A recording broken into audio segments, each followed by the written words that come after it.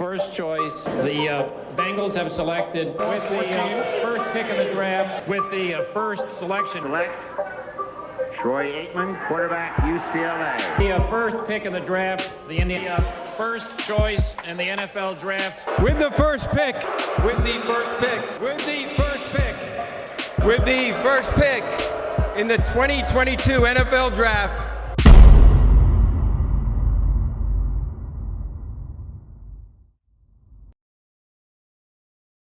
The National Football League College Draft has been in existence now for 86 years. During this time, the league has benefited tremendously from the publicity, notoriety, and fandom surrounding their ritual of selecting the new faces of the league. However popular and profitable the college draft system has been to the NFL, many have speculated that the model is outdated.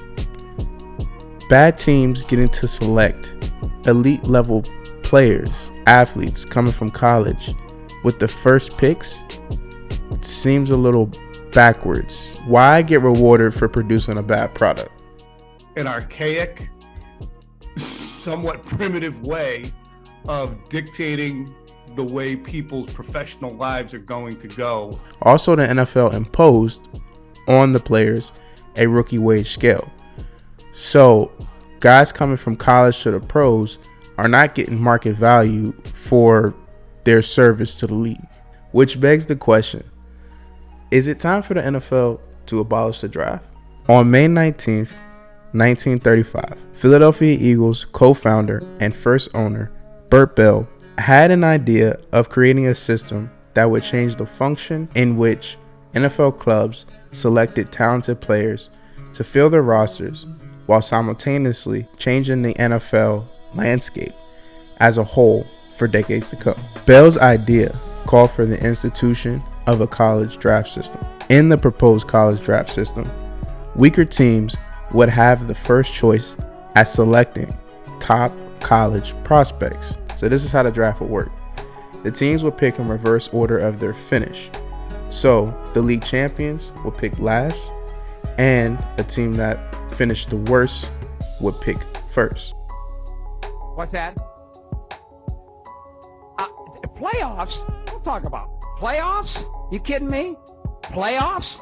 I just hope we can win a game. So Bell and the other 8 owners at the time came to an agreement, and they instituted a college draft. Bell got this idea because his Eagles were terrible, and players would not sign with bad teams in small markets. Now, before Bell's bright idea, top college prospects would end up just signing with either the best teams or whoever gave them the most money. In the 1935 season, Bell's Eagles under head coach Lou Ray posted a 2-9 record. Bell's concern was that less profitable teams like his in smaller markets would not be able to compete with more profitable teams in bigger markets. Very skilled and elite athletes would just keep being persuaded to sign with more recognizable and successful teams in bigger cities, like the rival New York Giants, for instance. And this would be creating an imbalance in the league from a competitive standpoint and from profits. Bell's idea was promoted as a way to levy balance in the league so every team had a chance to compete and land more marketable talent onto the roster. This is a good idea, right? But what would Bell get out of this new system? What's in it for him? Well, his hope was that this new drafting system would help his Philadelphia Eagles get the best talent from the college ranks and make his team better in a short amount of time, which ultimately leads to making more money. So the NFL would make history.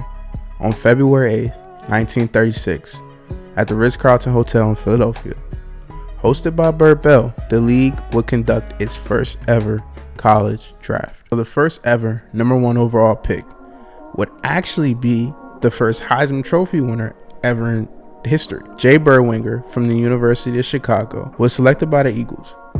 However, the halfback's rights were traded to the Chicago Bears. Considering pro football wasn't a very lucrative career in 1936, Berwinger never played in the NFL.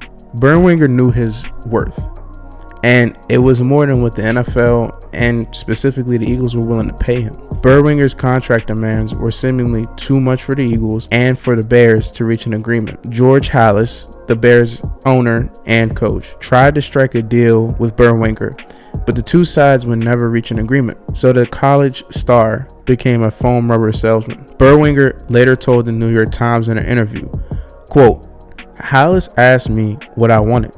I said $25,000 for 2 years and no cut contract. We shook hands, said goodbye, and he and I have become good friends ever since." This would not only be Berwinger's story, but from the 81 players selected that day, only 21 of them actually ended up playing in the league. So without their star Jay Berwinger signing, the Eagles will end up going 1-11 under head coach Bert Bell, and it was just a terrible experience. So you could say that first draft was an experiment at best and yielded average results, but the league had in place its formula for selecting new blood into the system.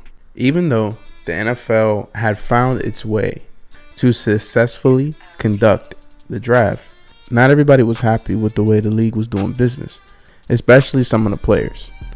One specifically, William Bill Radovich, would argue to the United States Supreme Court on January 15, 1957, that the NFL engaged in unfair business practices.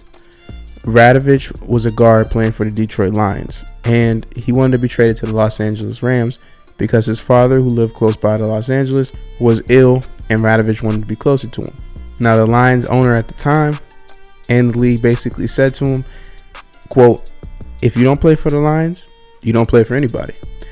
And Radovich wouldn't. Radovich would never end up playing again in the NFL, and he bounced around in a couple other leagues until he brought this lawsuit to the Supreme Court. The court would rule on the case, and while in part deciding that Radovich was correct, they mainly focused on antitrust, and they ruled that the NFL and professional football was not exempt from antitrust rules that baseball MLB had in place at the time. This decision would not go unnoticed. Congress would even weigh in on this topic, and in July of that same year, 1957, chaired by Emanuel Seller, they would discuss the ramifications with the NFL of the Radovich case. Emanuel Seller believed vigorously that the draft not only was illegal, but should be abolished, and the NFL will be spending a large amount of its time fighting this very decision, antitrust, and the legitimacy of the draft. During all of this, Bert Bell would go on to sell his ownership stake of the Philadelphia Eagles and become part owner of the Pittsburgh Steelers with Art Rooney Sr. Bell actually became the commissioner of the NFL in 1946. During the Radovich vs. National Football League case, Bell was heavily involved in posing to the media that the NFL should be exempt from antitrust, and the NFL Players Association, the union, should be recognized by the league as the official labor negotiation between them and the players. The owners at the time, specifically Art Rooney Sr., basically boiled it down to two choices. Either the league got rid of Bert Bell, or they recognized the National Football League Players Association as a legal body, neither of which they wanted to do.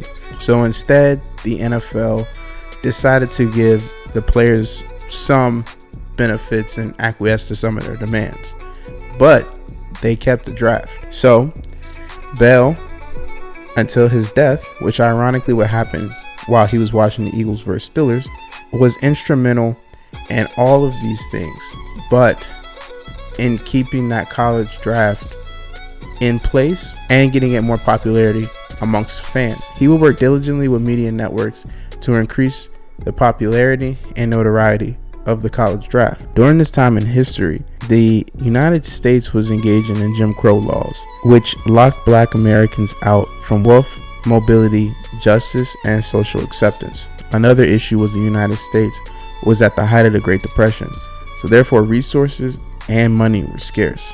With all this going on, the NFL would uphold these racist and difficult times, and teams will reflect ownership, white men.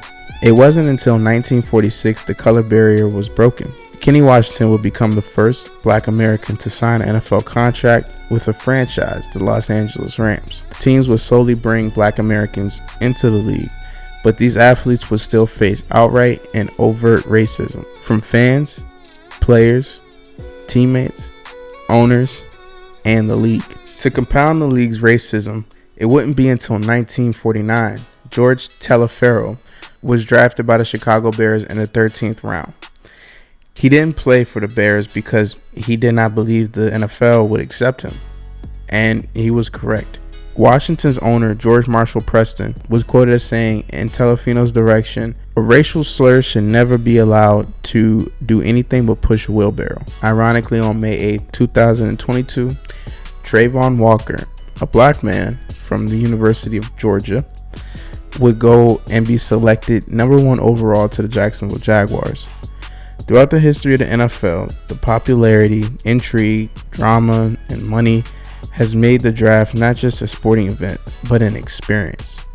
Fans, ownership, coaches, and media engage in a non-stop, year-long process to select the best prospects they can. ESPN contributed greatly to the NFL being able to advance its popularity to where it is today, which is a significant viewership on average of 10 to 12 million people that view the first round of the draft. So you could say Bell's idea was a success, but it's not without its issues. And just like Emmanuel Sellers was saying, it's really illegal to have a system in which you're not allowed to pick anything about where you're going to work, live, sleep, eat, breathe for however long your contract lasts. Now, many people will be upset and argue that, hey, the draft is a success, leave it alone. But there's a couple ways you can keep and satisfy having a draft or abolishing it altogether and still being able to draw the intrigue and create the balance that's needed to run this league successfully. There's two ways you can look at it. You have a rookie wage scale. You can keep that. It's already in place and it's just going to be too difficult to move around. But it can be in a more manageable framework for both parties. You open up to a free market system where the rookies can pick the teams just like any other free agent, and basically what we had in the NFL before there was a draft. Now, every player is not going to go sign with the most successful, best teams. There's still going to be balance and intrigue. It's like saying everybody signs with Alabama when everybody does not sign with the University of Alabama. So the market will be able to correct itself, and you still have rookies making a fair amount of money. Regardless if you have a free market or shorten the draft, being an NFL rookie is similar to a classic game of poker. No matter what hand you're dealt, the house always wins. And there's another option where you keep the first and second round of the draft, and it is not important to the fans and to the NFL. It benefits them greatly. I mean, they make a lot of money, but you can still tune in to see the first and second round. Most casual fans, that's what they watch anyway. Most of the viewership starts to drop off after the first round is concluded. So in this system, after the first, possibly the second round, everybody becomes a free agent again. It's not the same as a free market, but if you're good enough to go into the first and second round, then you would be drafted, and you would still be able to have that prestige and honor of being able to not select where you live and play and all of that. But for the other ones that would elect to not be drafted, become undrafted free agents, you get to select where you want to go and will you have a legitimate chance of playing. Because at the end of the day, whether you agree or not, there is something sinister behind the idea of you not getting to select anything about your life. What do you think? Should the NFL abolish the draft, or do they need to keep it, or should it become a compromise? Let me know what you think in the comment section. This is Real Talk Sports. Peace.